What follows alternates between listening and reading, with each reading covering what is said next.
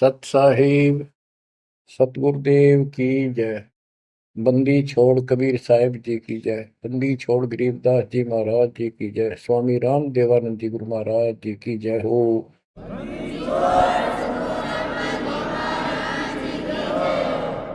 सर्व संतों की जय, सर्व भक्तों की जय, धर्मी पुरुषों की जय।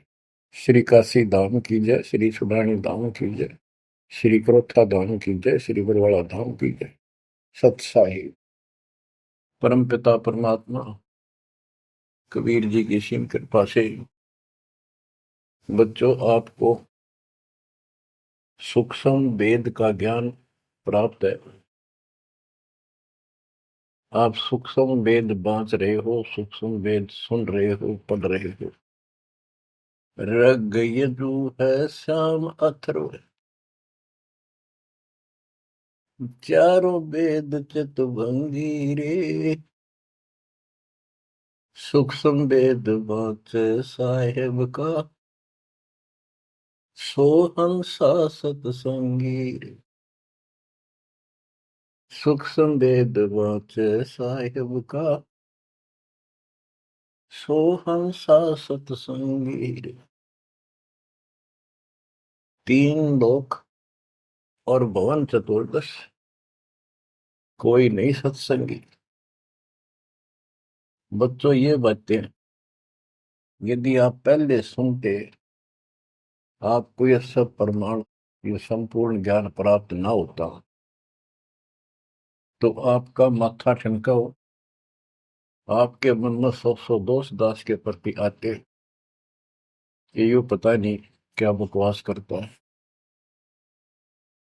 क्या किसी को भी ज्ञान नहीं।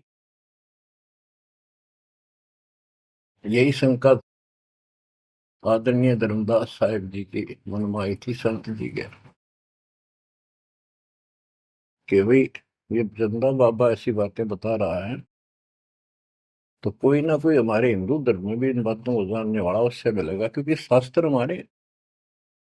उसके बाद वो अपने गुरु जी के पास गए। गुरु जी तो रूपदास जी ने कह दिया, भाई मैं जितनी जानू था बेटा, मैंने तेरे से कुछ नहीं छुपाया। जिस तरह के प्रश्न आप कर रहे हो, इनका उत्तर मेरे पास नहीं है, और जिसने तुझे ये ज्ञान दिया है उसी के पास जा, उसी से समाधान पूछ। लेकिन धर्मदास के सामने यह बात खटक रही थी कि अनपढ़ आदमी, जिंदा बाबा, इसको ज्ञान कैसे हो गया ये? इसने भी तो किसी हमारे हिंदू से सुना होगा, और अवश्य कोई संत, मंडलेश्वर, कोई पीठाधीश इसका जानकार पाओगे।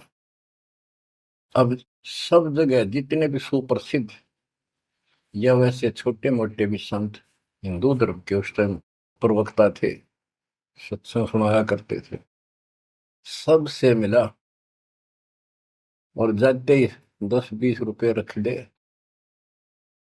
ये खासकर इन संतों के अंदर जो भेंट ज्यादा दे, दक्षिणा ज्यादा दे, उसको ज्यादा महत्व देते हैं।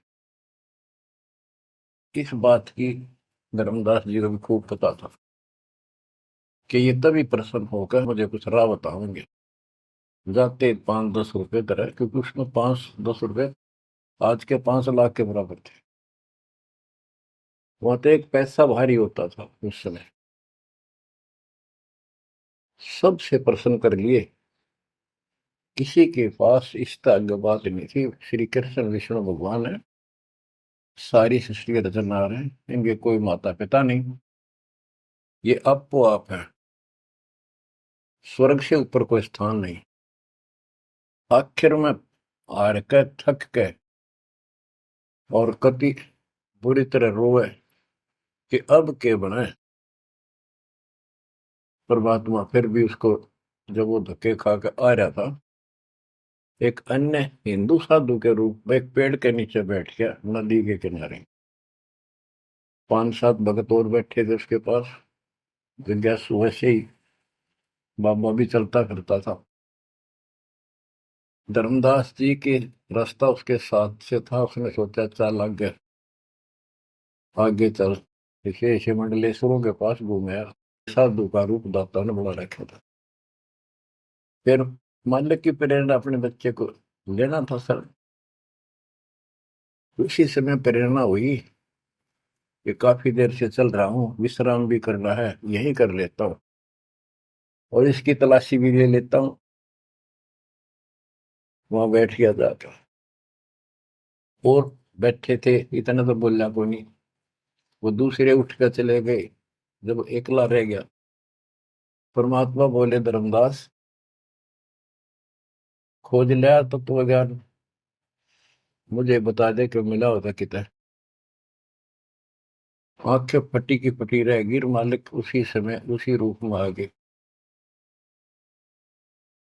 बच्चों, इस नरक से निकालने के लिए उस मालिक ने अपने एक बच्चे के लिए कितना कुछ करना पड़ा, कितने खाड़े कर दिए।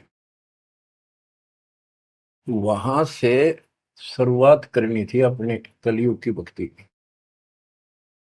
और वो अच्छी आत्मा थे, भगवान के बच्चे थे, पूर्व जन्म के संस्कारी मालिक के थे।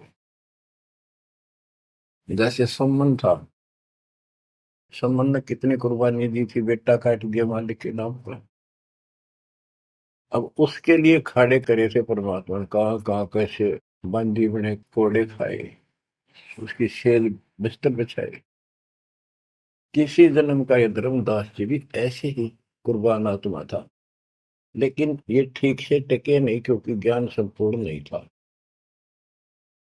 इसलिए मालिक उसके लिए फिर वहां बैठ के जाकर धर्मदास जी परमात्मा के चरणों में गिर के अपनी ढीठता, अपने अविश्वास, अज्ञानता का बहुत पश्चाताप किया। हे मालिक, आप सत्य, आपका ज्ञान सत्य, आपका समाधान सत्य। परमात्मा बोले, ये प्रेरणा मैंने की थी तेरे अंदर। काल का बेटा बहुत लंबा जुगाड़ है, बहुत लंबा षड्यंत्र है। पाया किसी के पास ये ज्ञान। हे महाराज, ज्ञान के वो तो गंध भरा, काम क्रोध सारा सड़ रहे हैं। तो बच्चों, अब आपको दास बताना चाहता है परमात्मा की महिमा और सूक्ष्म वेद वाला ज्ञान संत गरीबदास जी को प्राप्त हुआ परमेश्वर से। उनके सतगुरु और भगवान स्वयं कबीर साहब थे, जिनका गुरु भगवान और ज्ञान एक नंबर का। तो उस पर हमने विश्वास करना चाहिए, लेकिन विश्वास करने के लिए कुछ आधार होता है। हिंदू धर्म के लिए गीता और वेद, 18 पुराण, ये आधार है कि ये अध्यात्म के मूल ग्रंथ है। उन मूल ग्रंथों से आपको परमात्मा की वाणी सिद्ध कर दी। ऋग यजु है साम अथर्व, चारों वेद चित भंगी रे, सूक्ष्म वेद वाचे साहेब का, सोहन सा सतसंगी रे। तीन लोक और भवन चतुर्दश, कोई नहीं सत्संगी। क्यों? क्योंकि उनके पास ये तत्व ज्ञान नहीं।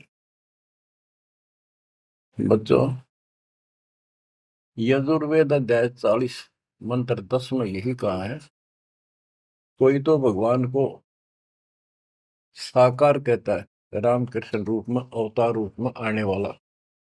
अन्य कहते हैं वो कभी साकार होता ही नहीं, वो तो निराकार है। परमात्मा साकार है या निराकार है, किस अतिथि में आता है, वो कैसे लीला करता है, इसकी जानकारी किस तत्वदर्शी संतों से पूछो। गीता अध्याय 4 श्लोक 34 में और 32 में स्पष्ट भी कर दिया कि जो तत्व ज्ञान होता है वो परमात्मा अपने मुख कमल से आकर बोलता है। ऋग्वेद मंडल नंबर 9 सूक्त 94 और मंत्र नंबर 2 में कहा कि वो परमात्मा कवियों की तरह आचरण करता हुआ घूमता फिरता है। ऋग्वेद मंडल नंबर 9 सूक्त नंबर 95 के मंत्र नंबर 1 में परमात्मा भक्ति की प्रेरणा अपने मुख कमल से वाणी बोल के करता है और भक्ति के मूल मंत्रों का गूढ़ रहस्यों का जानकारी का ज्ञान वही बताता है। गीता अध्याय 4 श्लोक 34 में कहा कि उस तत्व ज्ञान को जो स्वयं मालिक बोलता है कवियों की तरह काव्यान चौपाइयों में श्लोकों में और शब्दों के माध्यम से वो तत्व ज्ञान है, उसको किसी तत्वदर्शी संत से पूछो। बच्चों, ना वेदों में तत्व ज्ञान, गीता वेदों का सारांश है, उसी का छोटा रूप है। तो इनको ज्ञान, इनमें ज्ञान नहीं है, वो तत्वदर्शी संत से पूछो। वो तत्वदर्शी संत की पहचान श्रीमद् भगवत गीता अध्याय नंबर 15 श्लोक 1 में बताया है कि ऊपर को मूल, ये तो मूल मालिक सारी सृष्टि का रचने वाला समझो, संसार रूपी वृक्ष है जिसकी ऊपर को जड़ है और नीचे को 3 गुण रूपी शाखा है। इसके सभी विभागों को जो बता देगा स वेदवित, वो वेद के तात्पर्य को ठीक से जानने वाला है, यानी वो तत्वदर्शी संत है। धर्मदास जी और गरीबदास जी के सतगुरु ने बताया, कबीर अक्सर पुरुष एक पेड़ जो जमीन से बाहर दिखाई देता है उसको पेड़ बोलते हैं, पेड़ा, तना। गरीब अक्सर पुरुष एक पेड़ है, निरंजन व की डार और तीनों देवा शाखा है, ये पातुल संसार। फिर तपस कर दिया, कबीर एक कैसा दे सब सदर, सब साध्य सुनता, माली शीचे मूल को फल फुल अगा। सभी पार्ट्स ऑफ द ट्री, वृक्ष के सभी विभाग बता दिए कि तना अक्षर पुरुष है, डार ये क्षर पुरुष है, क्षर पुरुष, और तीनों देव आरद गुण ब्रह्मा सत्पुंग उत्तम गुण शिवजी रूपी शाखाएं और पात रूप संसार। तो बच्चों, फिर साथ में ये समाधान भी कर दिया कि एक का साध्य सब सदन, यानी मूल को पूजो, उसको इष्ट रूप में मानो, उसके बाद अपने अनुष्ठान करो, साधना करो। जो आपको प्रथम मंत्र दिया जाता है इसमें प्रथम और लास्ट वाले मंत्र को छोड़कर सारे इन्हीं शाखाओं वाले मंत्र है। और गीता अध्याय 3 श्लोक 10 से लेकर 15 तक ये स्पष्ट किया है कि शास्त्र अनुकूल धार्मिक अनुष्ठान यज्ञ करने से वो सही भक्ति मानी जाती है। इन यज्ञों के द्वारा इन देवताओं को बढ़ाओ, ये यज्ञ से बढ़े हुए देवता तुम्हें बिना मांगे ही सब कुछ देते रहेंगे। और उस परम अक्षर पूर्ण परमात्मा को इष्ट रूप में प्रतिष्ठित करके फिर सारे धार्मिक अनुष्ठान करो। कहते हैं सब प्राणियों की उत्पत्ति अन्न से होती है, अन्न वर्षा से होता है। वर्षा शास्त्र विहित, शास्त्र में प्रमाणित धर्म कर्म यज्ञ करने से होती है। और कर्म लगाए ब्रह्म ने, क्योंकि सबके लोक माए तक काम करके खाना पड़ा, सतलोक में कोई काम नहीं था, बैठा सब फ्री मिला था।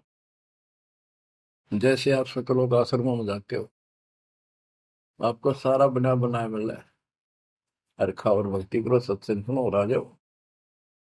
फिर बताया है कि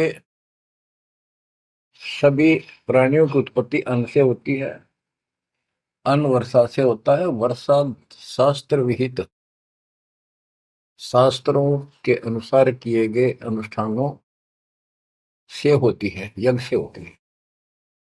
और यज्ञ शास्त्र अनुकूल कर्मों से होती है। कर्म लगाए ब्रह्म ने, ब्रह्म की उत्पत्ति हुई अक्षर पुरुष से। और अक्षर पुरुष यानी अक्षर का अर्थ यहाँ पर अविनाशी है। और जहां पर प्रकरण होता है एक से अधिक, अक्सर कारक के विनाशी होता है। लेकिन सरपुरुष अक्षर पुरुष, सरपुरुष ब्रह्म है, ये काल है 21 ब्रह्मांड का स्वरूप, अक्षर पुरुष 7वें ब्रह्मांड का स्वरूप। और फिर परम अक्षर ब्रह्म क्यों कहा, परम अक्षर पुरुष, कि वो सब का मालिक वो है। तो इस प्रकार आध्यात्मिक ज्ञान को समझना है और उस परम अक्षर ब्रह्म को योगों में प्रतिष्ठित करके सारे अनुष्ठान करने चाहिए, तब सफलता होगी। कबीर साहब ने बताया, कबीर एक के साध्य सब सदे, सब साध्य सबका माली सींचे मोल को बुलागा। पुण्यात्माओं, इससे सिद्ध हो गया कि किसी के पास भी वेदों से हटकर ज्ञान नहीं था, और वेदों में वो ज्ञान है ही नहीं जिसकी हमें जरूरत थी। इसलिए क्या रहा, अब इसके ऊपर चलेगा सत्संग शेष, संत गरीबदास जी की अमर वाणी, अथ कथनी बिना करनी काम। इसमें से कुछ वाणी सुनाएगा दास। जैसे आपको बताया गया कि काशी विद्यापीठ पट कबरा मनाते थे, उनको विद्वान माना जाता था, उनकी दुकान बढ़िया चला करती थी यहाँ भोले समाज में। तो गरीबदास जी उस पढ़ाई के बारे में कहते हैं जो वो पढ़ा करते, केवल लोगों को ठगने के लिए।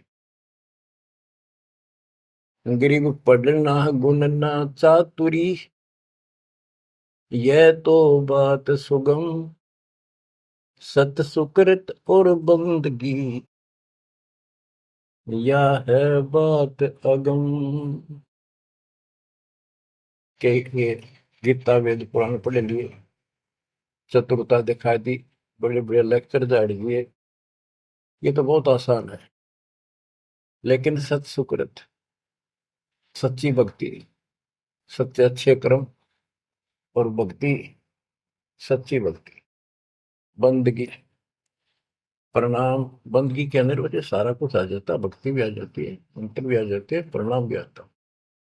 कई बार विशेष तौर पर बंदगी प्रणाम को बोलते हैं, बंदगी प्रार्थना भी कही जाती है। फिर बताते हैं कि सत्य सुकृत, अच्छे कर्म और बंदगी, परमात्मा की स्तुति, नमस्कार, प्रणाम, भक्ति सच्चे ढंग से पूरे गुरु से प्राप्त करके तत्व ज्ञान के आधार से करना, यह है बात अगम, ये ऊंची बात है, आगे की है, बहुत सबसे आगे की, सबसे श्रेष्ठ। गिर पड़ना गुण ना रोग है, उलझे दुनिया माही, 52 अक्षर में बंद रहे, आगे की सुध नाही। संस्कृत भाषा के 52 अक्षर बताए, इसको इसलिए सीधा अर्थ कहते हैं, तो संस्कृत से सीमित है, इन ग्रंथों तक सीमित है, इनमें वो ज्ञान है नहीं। ये उलझे दुनिया में, ये अलग 84 के चक्कर में रह गए। गरीब पढ़े गुणे पावे नहीं, अनपढ़ने से न्यार, अकोचर छंद है कैसे पावे पार। कहते पढ़े गुणे पावे नहीं, अनपढ़ने से न्यार, यानी जो चतुरता दिखाने के लिए पढ़ते हैं वो कभी नहीं परमात्मा प्राप्त कर सकते, ना वो ज्ञान मिले। अनपढ़ने से न्यार, के बिना पढ़े भी बात नहीं बने। अब जैसे आप अक्षर ज्ञान प्राप्त कर रहे हो, आप भले ही अपनी रोजी रोटी के लिए कर रहे हो, लेकिन अब इस पढ़ने से आपको अपने मूल ग्रंथ समझ में आ जाएंगे। ये सूक्ष्म वेद है, इसके अंदर जो गूढ़ रहस्य है वो अन्य वेदों से भी उत्तम और गहरे हैं। इसमें कह दिया पढ़े गुणे पावे नहीं, यह पढ़ाई है वो तो मूर्ख बनाने की। अनपढ़ने से ना, जो नहीं पढ़े वो भी दूर रहेंगे। हमारे को अक्षर ज्ञान नहीं था, इसलिए हम इन चतुर लोगों की बातों में फंसे रहे। गरीब वेद कथें चित चूक है, मन में मान मरोड़, कहने मात्र के तो पंडिता, ये होते के डोर। कि इन वेदों के पढ़ने मात्र से कुछ भी हासिल नहीं होना, क्योंकि वो ज्ञान है ही नहीं जी। अपने को जरूरत है मोक्ष प्राप्त हो, और वो ज्ञान मालिक प्रत्येक युग में आकर बोलते हैं, पर कदर नहीं बनी। गरीब वेद कथे चित चूक है, मन में मान मरोड़, अहंकार, और कहने मात्र के तो पंडित है, ये वो दिल्ली के ढोल के 84 लाख योनियों में जाएंगे। अब जैसे एक बहुत ही अच्छा उदाहरण दिया संत गरीबदास जी ने, बच्चों ये गाना बजाना समय के अनुसार शब्द भी सुनाए जाते हैं, और ये कड़वी गोली भी खिलाई जाएंगी, तभी ये रोग कटेगा। सारा ट्रीटमेंट कंप्लीट करना पड़ता है। अब ध्यान से सुनो। पुराने समय में तिलों से तेल निकाला जाता था। वो व्यक्ति जो काम ये करते थे उनको तेली बोलते थे। वो एक कोल्लू लगाते थे। वो कोल्लू एक मशीन होती है जिसमें 3 4 गिरारी सी होती, मोटी मोटी भारी भारी, और उसके ऊपर एक ऐसा पात्र लगा होता है जिसमें नीचे सुराख होता है, और उसमें सरसों डाल दी, तिल डाल दिए, वो धीरे धीरे नीचे जाता रहता, कोल्लू चलता है। एक लंबा लकड़, कम से कम भी 15 20 फुट लंबा। उस कोल्लू को चलाने के लिए एक लंबा लकड़ फंसा के, और उस लकड़ को पाट बोल उसमें लाट पाट, उसको बैल से चलाया जाता था। और वो बैल उस लकड़ की जितनी लंबाई होती है उसके में ही सर्कल में घूमना होता था उसको। वो सर्कल होता था उसके, एक सर्कल में घूमता था, सेम कति फिक्स्ड होता था उसका डायमीटर। उसी परिधि में वो बैल घूमता रहता था, और उधर से कोल्लू चलने से तेल निकलता। उस कोल्लू को चलाने के लिए एक बैल का प्रयोग किया जाता था। वो उस लकड़ लंबे लठ, 15 20 फुट 25 फुट लंबे लठ के एंड पे लास्ट में एक कुंडा डाल कर उसमें रस्सा बांध कर, और उस बैल के दोनों तरफ कंधे से बांध दिए जाते थे रस्से, और उसको चलाया जाता था। तब वो कोल्लू घूमता था, और उसमें डाले हुए सरसों या तिल, उनका तेल निकलकर बाहर आता था, वो तेली कहलाता था। और उसको खींचने वाला तेली का बैल क्या है। उस बैल के आंखों पर पट्टी बांध दिया करते थे, और एक आदमी उसके पीछे होकर 2 3 बार उसका लठ मारता जोर के, और वो बहुत तेज चलता। तो फिर उसको ये भय हो जाता कि लठाड़ा तेरे पीछे पीछे है। वो अपने आप स्पीड में रहता था, और इस तरह वो कोल्हू सारा दिन चलता था। बीच में थोड़ी बहुत देर पानी पिला दिया, चारा खिला दिया, फिर जोड़ दिया जाता। तो उसका केवल सीमित दायरा था, उससे 12 कदम भी नहीं जा सकता था वो। अब इसके ऊपर ये कुछ वाणियां आपको समझाने के लिए बताना पड़ा। इतना गजब का ज्ञान दिया इसने, 100 का 100 सत्य है। गरीब वेद कथे चित चूक है, मन में मान मरोड़, कहने मात्र के तो पिंडता, ये हो तेली के डो। ये अगले जन्म में तेली के बैल बनेंगे। एक तो गान ये दिया है कि वो साधना ठीक नहीं करते तो शुद्ध नहीं हो जाएगा। फिर पीछे तू पशुआ की जय, गद्दा बैल बनाई, ये 56 भोग कहाँ मन भोरे, कहीं कुरड़ी चरने जाई। इस वाणी का तो ये अर्थ है। अब इसके ऊपर आगे देखो। गरीब आंख बंद है दिखे नहीं, चल मारो मार, तेली के तो बैल को, घर ही कोस हजार, के आंख बांध दी बैल की और उधरता चालो मारो बार, वो सपेटते चलता रहता। उस तेली के बैल को उस सर्कल के अंदर ही सारा दिन, एक महीने में 50,000 कोस एक महीने में तय कर देता, यानी एक कोस 3 किलोमीटर, यानी 1.5 लाख किलोमीटर वो एक महीने में पूरे कर देता। उसमें चल चल के इतना सफर तय कर लेता, रहता वही ठेकान, एक कदम उससे बाहर नहीं जाता। बच्चों ये स्पिरिचुअल लेक्चर है या आध्यात्मिक घंटी दे रहा हूं आपकी स्कूल की। इसको ऐसे समझाने से आपके अंतःकरण में योगदान रचेगा। एक क्या होता था पहले, जैसे फसल होती थी गेहूं चने, इनको अलग करने के लिए भूस से एक गाटा जोड़ा जाता था, गाटा।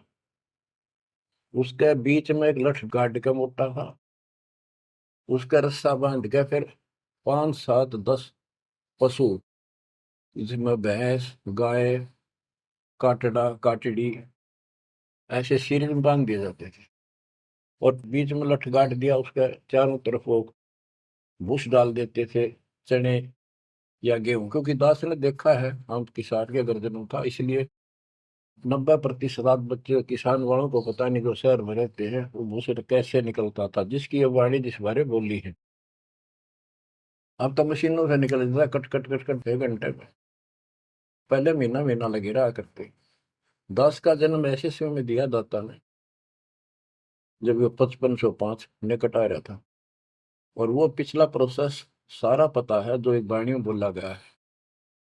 दास को समझने में आसानी रही, आपको समझाने में आसानी होगी। तो उसको हम तो गाटा बोला करते, गाटा जोड़ रखे। वो सारे पशु एक लाइन में चलते रहते, चारों तरफ घूमते थे, जैसे तेली का बैल घुमा करता।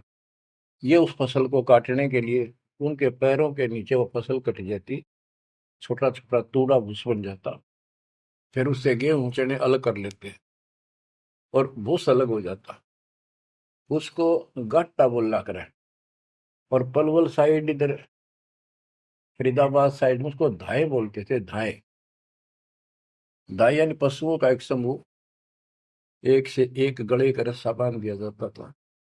वो बाहर नहीं जा सकते, अंदर आ नहीं सकते, क्योंकि एक दूसरे को धक्का नहीं दे सकते। वो एक लाइन में चलते थे चारों तरफ सर्कल में।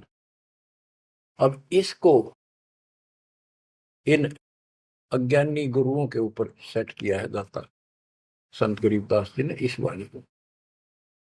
गरीब दाएं जुड़ी अज्ञान की, गह घाटा ठोर, एक पेड़ चाले नहीं, काट बड़ी बड़ी खोर। कि जैसे वो पशुओं के द्वारा धाय जोड़ के घुमाई जाती है, और वहीं घूम रहे होते, उससे अलग एक कदम नहीं जा सकते। तो जितने भी ये संत हैं, इन्होंने अपने अपने चेले बांध रखे, अपने अज्ञान वाले लटके। गुरु बनकर बैठ गया और उसको पशु बांध रखे, पशु की तरह। वो इस जन्म मरण के चक्कर में यही गाटा गा रहे हैं, यही दाएं चल रही है उनकी। एक पेड़ चाले नहीं, और कड है बड़ी बड़ी खोर। खोर मैंने बड़े बड़े कदम रखे, तेजी से चलना, पाथे डंडे लगे होंगे। तो ये सारे जितने भी चेले हैं, उनके जितने गुरु हैं, उनके जितने शिष्य हैं, उनको तो धाए बताई, ये गाटा। और इस जन्म मरण के चक्कर को एक ये सर्कल बताया कि इसी में ये घूम रहे हैं, एक कदम इस तरह बाहर नहीं जा पाए। जाना सतलोक है। जैसे किसी ने सफर करना है तो कदम जितने रखेगा मंजिल की ओर होते हैं, ठीक रास्ते पे। और ये वहीं बांध रखे स्वार्थवश जिसने पशुओं को, वो तो उस सर्कल में घूम सके, उस तो बाहर जा ही नहीं सकता। गरीब दाएं जुड़ी अज्ञान की, गह घाटा ठोरी, एक पेड़ चाले नहीं, काट बड़ी बड़ी खोर। गरीबदास जी ने कहा है, कोई है रे परले पार का, जो भेद कहे झनकार का। वारई गोरख वारई दत्त, यानी ये सब वार द्रु प्रहलाद अर्थ, वार ही सारे, ब्रह्मा भी वार, ये भी वार, सारे ब्रह्मा विष्णु महेश यहीं पर, दुर्वासा वार, ये गह गाटा ठोर। गरीब चार वेद सठ शास्त्र, पढ़े 18 पुराण, सतगुर पूरा मिला नहीं, पंडित हो सी सवान। ओह, कबीर साहब कहते हैं, गुरु बिन काहू न पाया ज्ञाना, जो थोथा वो छड़े किसाना। गुरु बिन वेद पढ़े जो प्राणी, समझे अनुसार रहे ज्ञानी। बच्चों, एक तो होती है मान बढ़ाई, अहंकार, और एक सच्चाई जो होती है वह मान बढ़ाई नहीं कहलाती। जैसे दास कह रहा है, और जब आपको भी समझ आ गई है, स्पष्ट हो गया, आपको पता लग गया है कि गुरु बिन वेद पढ़े जो प्राणी, समझे ना सार रहे अज्ञान। वेद पढ़े पर वेद न जाने, ये वाचे पुराण 18 और पत्थर की पूजा करे। भूल गए सिद्धदारा, श्राद्ध निकलवावे, पितर पुजवावे। क्या इन्हें वेद पढ़े, क्या इनको गुरु मिला? जय सतगुरु की संगत करते, ये सकल कर्म कट जाए, ये कोई झंझट नहीं करना पड़ता। अमरपुरी पर आसन होते सतलोक में, जहाँ कोई कष्ट नहीं, जहाँ दुख ना चाहे। तो दास ये कहे कि या तो भगवान कबीर साहब मेरे गुरु भगवान और गरीबदास, और चौथा दास, इनके अतिरिक्त, वर्तमान में दास के अतिरिक्त विश्व में किसी के पास ना वेद ज्ञान, ना गीता ज्ञान, ना कुरान और बाइबल ज्ञान, किसी को किसी प्रकार का ठीक ज्ञान नहीं। इसको कोई कहे ये मान बढ़ाई करता है, उसकी अपनी समझ है, अपनी सोच है, लेकिन यह 100 की सोच सच्चाई है। जैसे 2000 के नोट पर, या 1000 के नोट पर, 500 के नोट पर यह लिखा है कि मैं धारक को 500 रुपए देने का वायदा करता हूं, तो क्या उसने मान बढ़ाई कर रखी है कि ये नोट अपनी बढ़ाई करता है, छाती पे लिखवा रहा है? वो सच्चाई है, वो लिखना भी जरूरी है। तो दास को ये बताना भी आवश्यक है कि दास के अतिरिक्त विश्व में किसी के पास ज्यादातर ज्ञान नहीं है। ना वेद ज्ञान ठीक है, ना गीता ज्ञान ठीक है, ना पुराणों को जानते, ना कुरान वाले कुरान को ठीक से समझते, न बाइबल वाले बाइबल को ठीक से।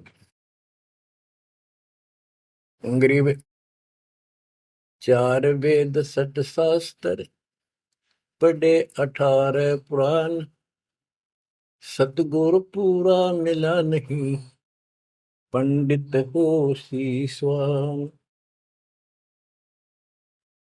गरीब चार वेद सठ शास्त्र, पढ़े 18 बोध, खसम बांझ के होत है, पर बेटा नाही गोद।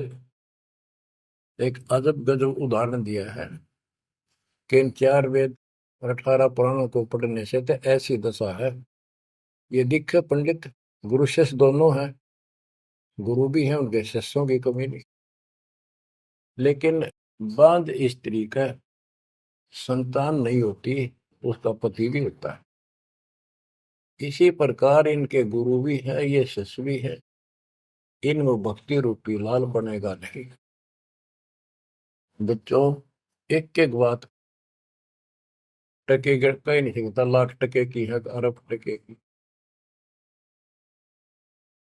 गरीब भावे 100 करोड़ गीता पढ़ो, 100 करोड़ भागवत, बिना सतनाम व्यर्थ है, बचे काल न मौत।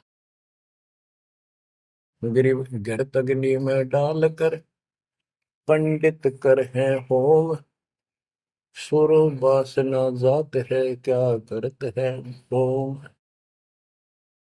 गिरिव सुमरण सेवा बंद की, सब कोई जानत खूब। बिन सतगुर क्यों पाइए, कबीर से महबूब। ओए होए। के ये पंडित लोग हवन करते हैं, इसका क्या लाभ है कि देवताओं तक इसकी वासना जाती है, स्मेल, गुड स्मेल जाती है, और जिसके वश होकर वो हमें यहाँ राहत देते हैं। तो ये तो हमें सिर्फ हमारी इस भक्ति में एक सहयोगी है, एक आइटम है हवन यज्ञ। हमने पांचों करनी पड़ेंगी तब ज्यादा लाभ होता है। किसी रोग का ट्रीटमेंट पूरा ही करने से बात होगी। गरीब सुमन सेवा बंदगी, सब कोई जानत खूब। भग भक्ति भी करनी चाहिए, सुमन भी करना चाहिए, पर कहते बिन सतगुरु क्यों पाइए। ओए, सतगुरु के बिना कैसे मिलेगा वो कबीर से महबूब। वो भगवान कबीर से प्रिया, तुम प्रिय भगवान हमारे कैसे पाओगे। ये दूसरे संत बनावटी इतने गजब के हो जाएंगे, क्या बात।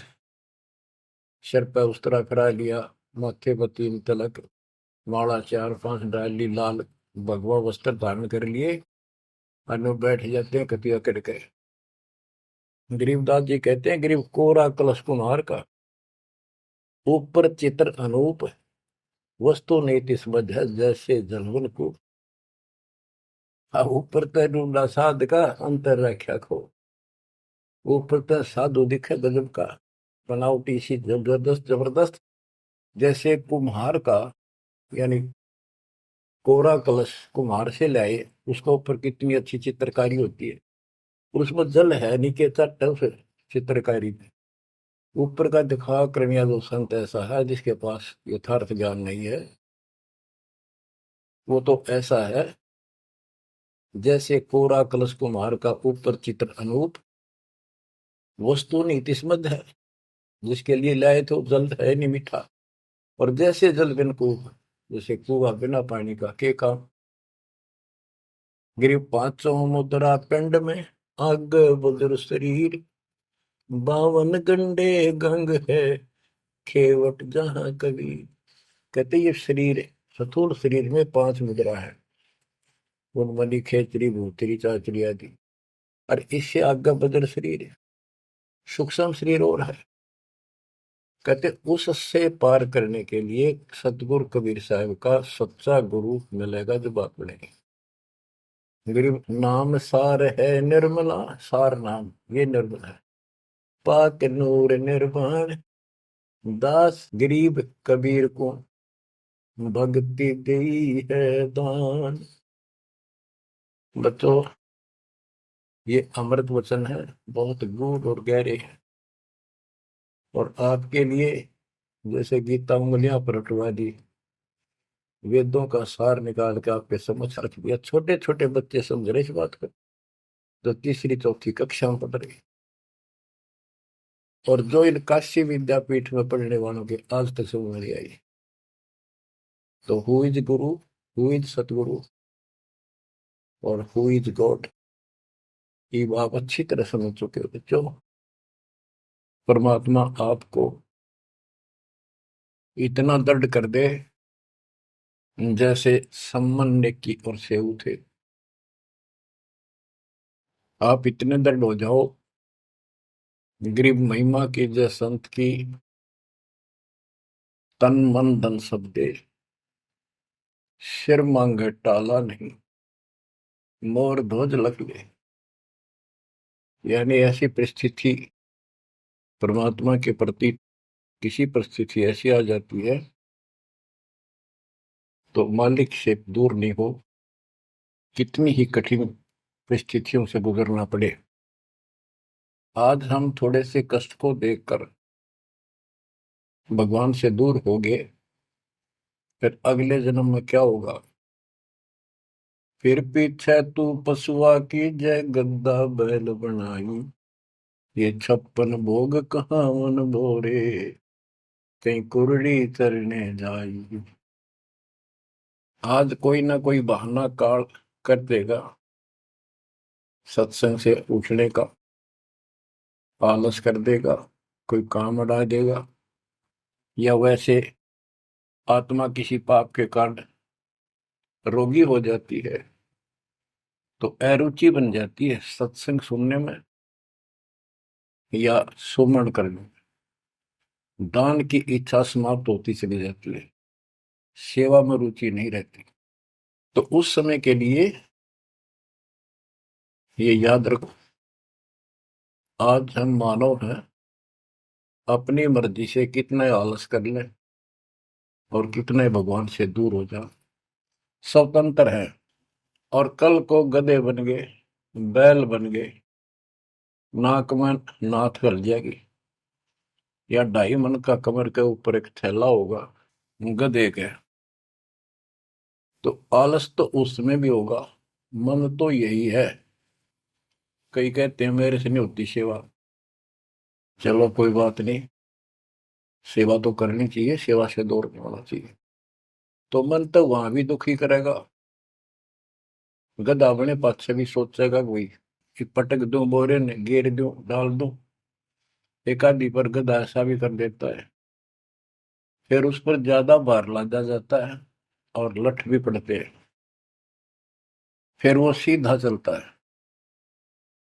इसलिए इस मन पापी को आत्मा यही समझा छोड़ डाले, दाता से दूर ना हो। इस संसार में सुख नाम की चीज नहीं है। यदि सुख होगा, या जो नकली सुख भी अगर चाहिए तुम्हें यहाँ का, तो भी इस दाता के चरणों में मिलेगा, रहोगे तो मिलेगा। इससे दूर होकर कुछ दिन जो ये समय आप भक्ति कर चुके हो, सच्ची मर्यादा में रह गए, वो आपकी बैटरी सी चार्ज होगी जैसे इन्वर्टर की हो जाती है, और फिर चार्जर हट गया, वो बैटरी फिर भी काम करती रहेगी और ऐसा लगेगा कि बिल्कुल सब कुछ ठीक ठाक है, कोई फर्क नहीं पड़ा, चार्जर भी हटा दिया। जब तक वो संग्रह शक्ति है, एनर्जी है बैटरी में, वो काम पूरा करेगी। जब वो एनर्जी खत्म हो जाएगी, आगे संग्रह हो नहीं रही, तो एकदम ही वो सब सुविधा बंद हो जाएगी, पंखा भी बंद, बल्ब भी बंद, और भी कार्य कर रहे होंगे, कंप्यूटर भी बंद, फिर बहुत देर हो चुकी होगी। इसलिए इन सब बातों को ध्यान रखो, याद रखो। मुश्किल से दाव लगा 7.5 अरब आबादी में से आप ये थोड़ी सी आत्मा परमात्मा की शरण प्राप्त कर पाए हो। तो बच्चों, परमात्मा आपको मोक्ष दे, अपने चरणों में रखे, आपकी तरफ बढ़े, कुर्बान हो जाओ, सत्संग सुना करो ढंग से। देख परमात्मा ने कहां से कृपा कर रखी है। आँख खोल लो ना, जो फूक निकली, और कोई नहीं पूछेगा, धक्के खाते करो कि कुत्ते को देखेंगे। परमात्मा साथ इसलिए होगा कि हमारे और कामों में विशद करेगा। इसलिए मालिक पर ज्यादा ध्यान दो, काम करो, काम न को मना करें, उस काम में बरकत भी आप मिलेंगे। दाता आपको मोक्ष दे, सदा सुखी रखे, सत्साई।